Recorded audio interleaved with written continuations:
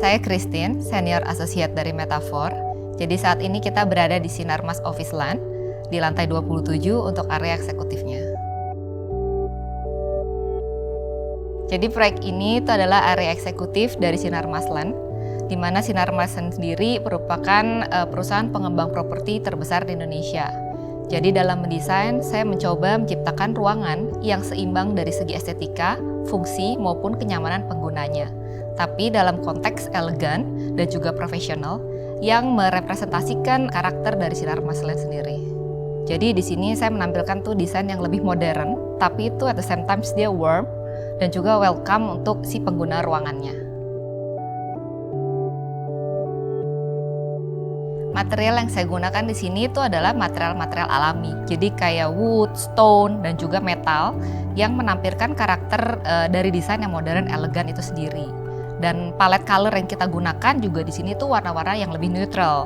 Memang warna wood yang kita gunakan di sini ke medium to dark tone, di mana agak sedikit reddish, karena memang kita memilih material tuh yang mencerminkan kestabilan, tapi at the same time dia timeless dan juga elegan.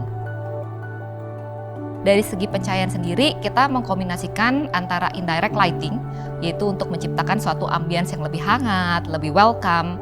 At the same time, kita juga menggunakan direct lighting, supaya ruangannya itu lebih fokus dan juga berkarakter. Saat kita masuk, kita punya dua entrance, di mana yang satu ini itu lalu kita langsung connect ke area communal area.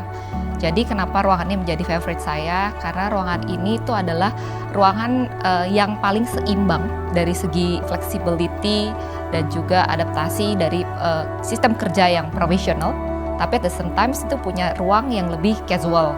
Nah, makanya di sini kalau bisa dilihat desainnya juga kita sedikit taruh unsur yang kita bilang fun. Furniture-nya kita main lebih playful, kita main berbeda-beda, sehingga ruangan itu menjadi lebih welcome. Saat orang datang itu dia nggak merasa terintimidating dengan areanya. Nah, di sini juga menjadi satu tempat untuk gather dari karyawan di sini, para eksekutif juga di sini, di mana mereka bisa melupakan rutinitas dan kekakuan dari kita bilang area eksekutif.